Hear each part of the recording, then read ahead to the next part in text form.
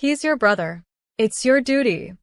That was the sentence my mother screamed loud enough to rattle the windows. My name is Olivia. And from wherever you're watching this, stay with me. Because the moment they tried to make his failure my burden, they didn't realize I'd already locked every dollar in a vault they couldn't break. It was supposed to be a family meeting. That's what the group text said. But we all knew what it really was, an ambush. The moment I walked into my parents' living room and saw the thick envelope on the coffee table, I knew. They weren't there to talk. They were there to take. My father was sitting stiffly in his recliner, arms crossed. My mother was pacing like a lawyer about to deliver closing arguments. And my brother, Jason? Jason was slouched on the couch with his legs wide and arms folded, like a teenager sent to detention. Except he was 33, jobless, and apparently $47,000 in debt. Credit cards, gambling, some crypto scam. The details were blurry. The excuses, endless. What wasn't blurry was the demand. You're doing well, Dad said, his voice flat, like he was reading a grocery list. You have your own company. You can handle this. I tilted my head. Handle what exactly? The debt, Mom snapped. The collectors are circling. They're threatening legal action. He could lose everything. You're his sister. I blinked. And Mom's eyes widened like I'd cursed in church. And, Olivia, we raised you better than this. You don't turn your back on family. Especially not your brother. You wouldn't even have your business if we hadn't supported you through college. Supported? I said, trying not to laugh. I worked 3 jobs through college. Jason borrowed money from me while I was in finals week. That was years ago, she said quickly, dismissively, like truth expired after a few birthdays. Jason hadn't said a word. Not one. Just stared at the wall like this wasn't even about him. They kept going. This is what families do. You're the oldest. You lead by example. If we don't fix this, it ruins our name. Every guilt tactic, every manipulation, like a greatest hits album of toxic parenting. But I let them rant, because what they didn't know, what they would never know, is that 3 months ago I met with my financial advisor. I moved every asset, every savings account, every property deed into an irrevocable trust. Not in my name, not accessible to anyone. And guess who's not on the list of beneficiaries? Anyone with my blood.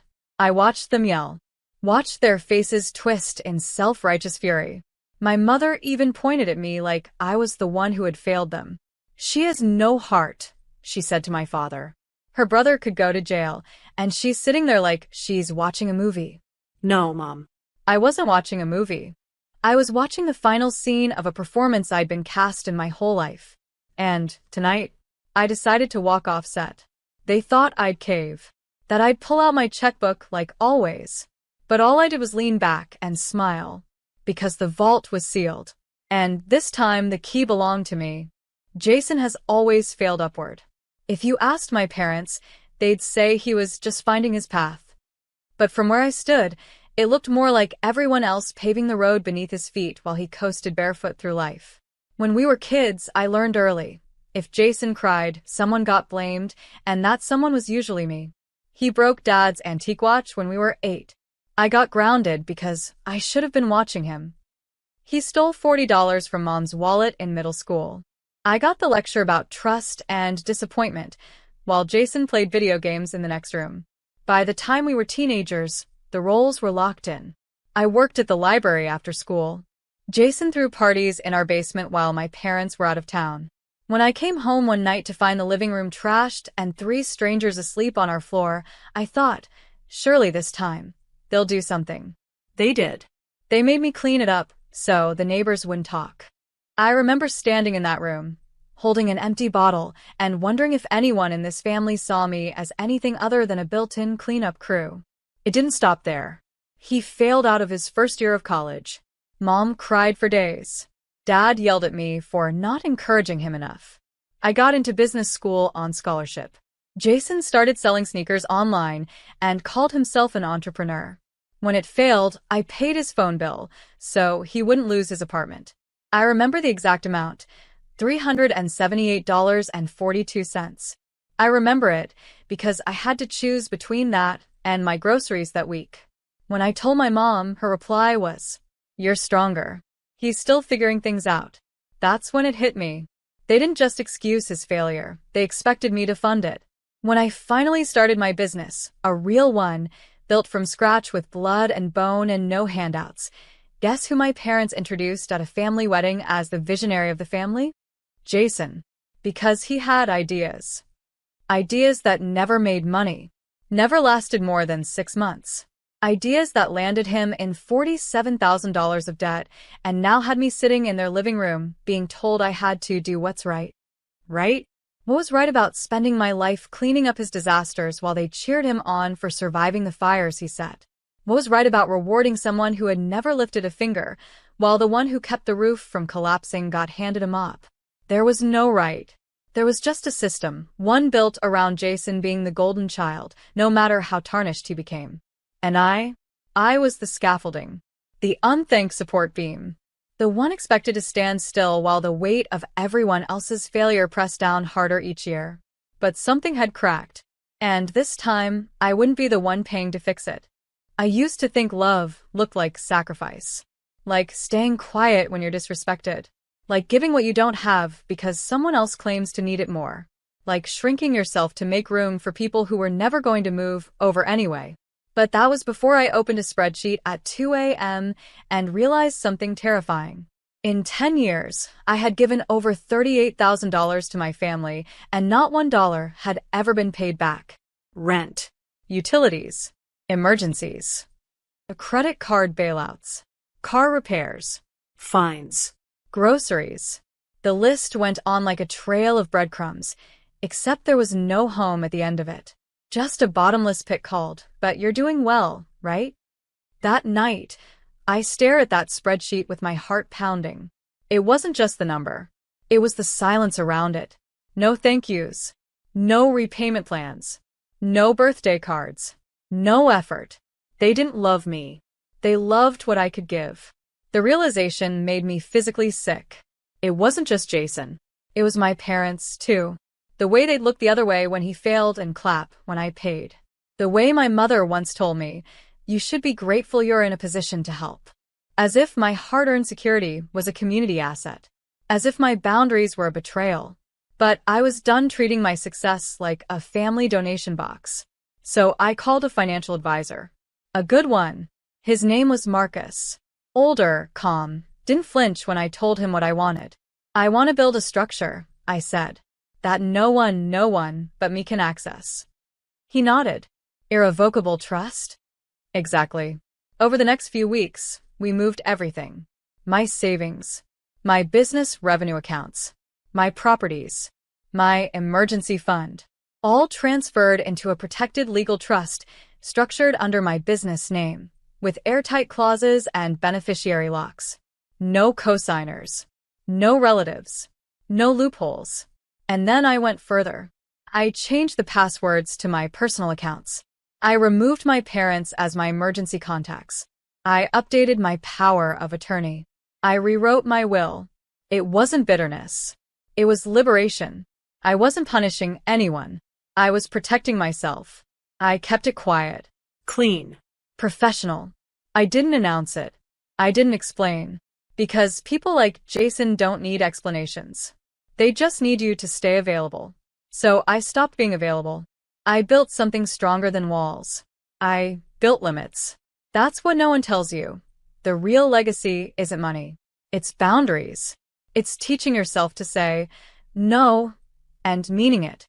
So when that family meeting happened, the yelling, the guilt, the pleas to rescue their golden boy again, I sat there knowing every account was locked, every asset sealed, every escape route closed. They thought I was sitting on a pile of gold waiting to be guilted into giving. But all they saw was the outer vault. The real wealth was already untouchable, and they would never see it again. The living room felt like a courtroom, and I was the one on trial. My parents sat across from me like a prosecution team, both armed with folders, statements, and rehearsed lines. Jason sat to the side, head bowed, looking bored, or maybe just detached.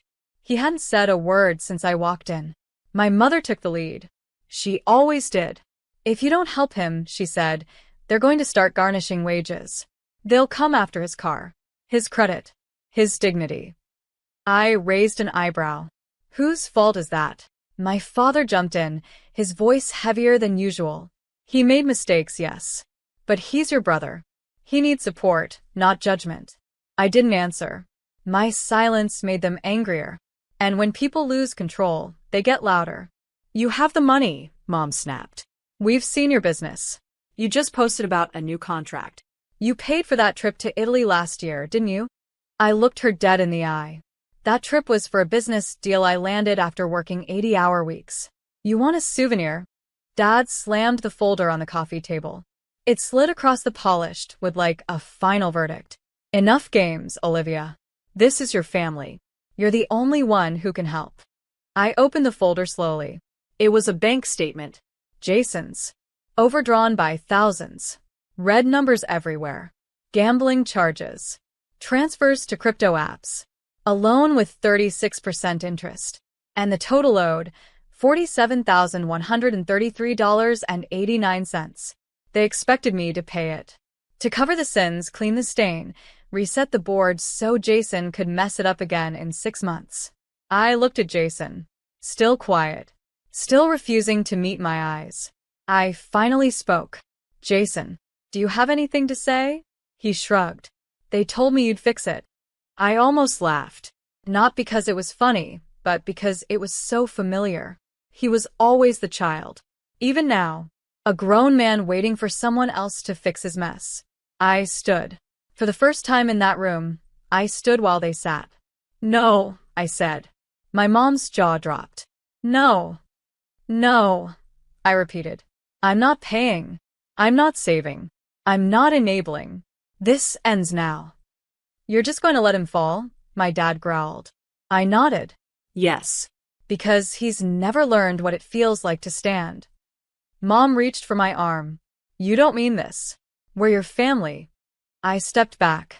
Family doesn't mean unlimited access to someone's life, time, and money. Family should mean respect. And you lost mine the moment you made my success a punishment. They kept talking, accusing, guilt-tripping. But I was already at the door. I turned one last time. The Olivia you could guilt into saving him doesn't exist anymore. Then I walked out. No drama. No door slam. Just a soft click behind me, and the sound of a system collapsing under its own weight. At first, the silence was loud. No calls. No texts. No, you'll regret this voicemails. Just nothing. I thought maybe they were regrouping, planning their next guilt campaign. But what I didn't realize was that my silence had done something unexpected. It forced them to sit with their own noise. 3 days after the meeting, I got the first call blocked number. I didn't answer. Then came the emails. First from Mom. Then Dad. Then even Jason. Subject lines like, please reconsider. We can fix this. You're tearing the family apart. I deleted them all without opening a single one. They tried one last power move, showing up at my office. I didn't even buzz them in. I watched them from the security camera and went right back to reviewing my quarterly reports. That's when the messages turned nasty. Mom left a voicemail. Don't forget who raised you. Who gave you everything. Everything? You mean the house where I raised myself while you praised your son for waking up before noon? You mean the school years where I packed my own lunches while Jason got a new video game every report card? But I didn't respond. I didn't post online. I didn't vent to friends. I just watched. And as I watched, the house began to fall. Jason made a dramatic post online, a photo of an eviction notice taped to his door, with the caption, "Family only loves you when you're useful." It got a few likes, a handful of comments from his enablers, but the tide was shifting. One person replied, "You're 33. Maybe stop depending on your sister." Another, "Didn't she pay for your last car?" Then silence again. 2 weeks later, I heard from a cousin, one of the few I still talk to. "Hey," she said gently. "Just thought you should know your parents are trying to sell the house." "What?" I asked, though I already knew why. Apparently, the bank's pressuring them. They co-signed something for Jason a while back, and he defaulted. The house, the one they guarded like a trophy, the one I wasn't allowed to bring friends to because appearances matter, was slipping away. I didn't smile. I didn't cheer. But I did feel a shift. Not because they were losing, but because for once, I wasn't. For the first time in my life, I wasn't the emergency contact. I wasn't the bailout fund. I wasn't the sponge they squeezed when things got tight.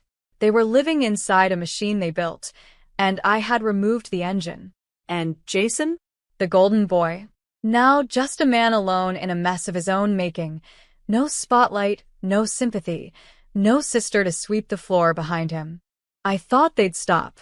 I thought once the house was on the market and the debt collectors came knocking, they'd finally get it, that I wasn't coming to save them this time. I underestimated how deep entitlement can rot. One morning, I opened my inbox to a message from a journalist I'd spoken to during a business conference. Casual contact. Nothing serious. Subject line. Heads up, someone's trying to dig. Inside was a screenshot, Jason's name, linked to a burner email, asking for information about my company. He was trying to sell a story. The message read, "She's not who she pretends to be. Ask around. She's not as clean as she looks. I have receipts." Receipts? I hadn't spoken to Jason in weeks. The only receipts he had were the Venmo logs of the money I sent him to keep the lights on. I sat there staring at the screen, my tea cooling in my hand. There it was, the last desperate attempt to flip the narrative. If guilt didn't work, if silence didn't work, if public shame didn't work, maybe a smear campaign would. And that's when I knew what I had to do. Not retaliate. Just reveal. I spent that night organizing everything. Not for the media, not for revenge, but for clarity. I gathered the bank transfers, screenshots of his begging texts, the late-night calls, the thank yous, the "you're my only hope" messages, even the one where he said, "I wish mom and dad were more like you." I crafted a public statement. It was short, measured, not angry, just honest. I've spent over a decade helping my family behind the scenes. I never spoke on it publicly because I believed dignity meant handling things privately. But when that privacy is weaponized against you, silence becomes permission. I have nothing to hide. I'm proud of the work I've done, professionally and personally. And I will never apologize for protecting my peace or my boundaries. I attached no files, no screenshots. I didn't have to, because the truth has a sound, and when it's spoken calmly, it echoes louder than a scream. The post went viral. Messages poured in. Not pity, respect. People shared their own stories. Daughters expected to act like parents. Siblings turned into personal banks. Children burdened with debts that weren't theirs. The tide turned fast. Jason's attempt to sabotage me backfired spectacularly. Sponsors that had once followed him quietly unfollowed. A small podcast he'd been trying to launch? Cancelled. Comments shut down. Reputation cracked. My phone didn't ring. No apologies. Just silence. But this silence wasn't manipulative. It was surrender. The kind that happens when people finally see that their games no longer work. And me? I wasn't angry anymore. Because truth, when finally spoken, does something beautiful. It unlocks the part of you that no longer needs validation. And once that part wakes up, you never shrink again. Peace didn't arrive like a firework. It came like a slow tide, soft, steady, and full of clarity. I moved out of the city. Found a place on the edge of a hill, where the sunrise kissed my windows before my alarm ever had the chance. My mornings became mine again. No buzzing phones. No emergencies disguised as family. Just coffee, emails, and the sound of my breath finally slowing down. I built back quietly. My business grew, not because of pity, but because I now had energy for the right things. Clients who respected my time. Teams who valued leadership over sacrifice. I didn't overshare. I didn't overextend. I just delivered excellence, with boundaries in place. And then I started something new. A mentorship program for young women in finance. Not flashy, just real. I taught them what no one taught me. That financial success means nothing without emotional protection. That giving without limits isn't noble, it's destructive. And that love without respect is just manipulation dressed up in tradition. I watched them bloom faster than I ever had, because they had tools. And they had me, someone who had walked through the fire and come out holding the blueprint. One afternoon, as I was reviewing grant applications for the mentorship program, my assistant walked in holding a plain, white envelope. "No return address," she said. I recognized the handwriting before I even touched it. Mom's. It was short. Neat. Almost too neat, like she had rewritten it 5 times before sealing it. "Olivia, we were wrong. We've been wrong for years. I didn't see it. I didn't want to. You've always carried too much, and we taught you that was love. But it wasn't. It was dependence. Maybe even fear. I don't know if you'll forgive us. But I do hope you're happy." Mom. I read it twice. I didn't cry. I didn't rage. I just felt a quiet release. She hadn't asked for money. She hadn't tried to explain away her behavior. For the first time in my life, she was just honest. And I didn't respond. Not because I wanted to punish her, but because I didn't need to answer everything anymore. Sometimes peace isn't a conversation. Sometimes it's knowing you could say something and choosing stillness instead. I folded the letter, placed it in a drawer next to the contract for my new home, and got back to work. Because now I don't chase closure. I build futures. And my future? It doesn't carry anyone else's mistakes. Just the lessons and the strength that came from surviving them. The room buzzed with quiet elegance. Soft jazz played from hidden speakers. Tables were dressed in ivory linen and silver accents. A catered lunch waited behind the curtain. And in the center of it all stood a podium with my name on the welcome banner. Olivia Patterson, Wealth and Wellness Summit. I never thought my story would end on a stage. I never wanted a spotlight. But when you spend most of your life being erased, sometimes the best revenge is simply being seen on your terms. This wasn't about money anymore. It was about something bigger, legacy. Not the kind they tried to burden me with, not Jason's mess or my parents' shame, or the guilt they gift-wrapped and handed to me every year like a birthday card. This was legacy as I defined it, building a space where boundaries were honored, where wealth wasn't handed out to fix mistakes, but created to build futures, where young women, especially those like me, could learn the truth early. You owe no one your ruin, not even your family. After the event ended, a young woman came up to me. She couldn't have been more than 24. She looked nervous. Inspired. Maybe both. She said, "How did you learn to protect yourself like this?" I smiled, and I told her the truth. By surviving the people who believed they were entitled to me.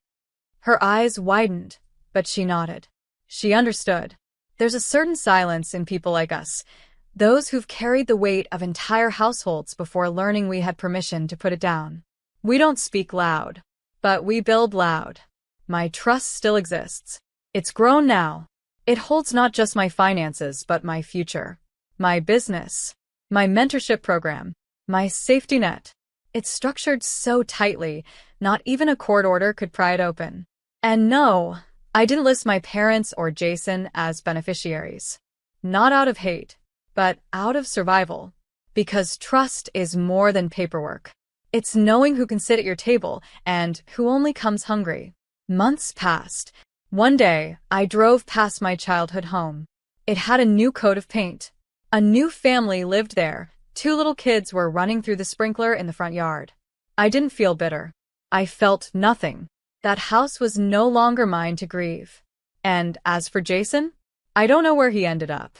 Last I heard, he was working part-time somewhere, couch surfing with a friend from high school.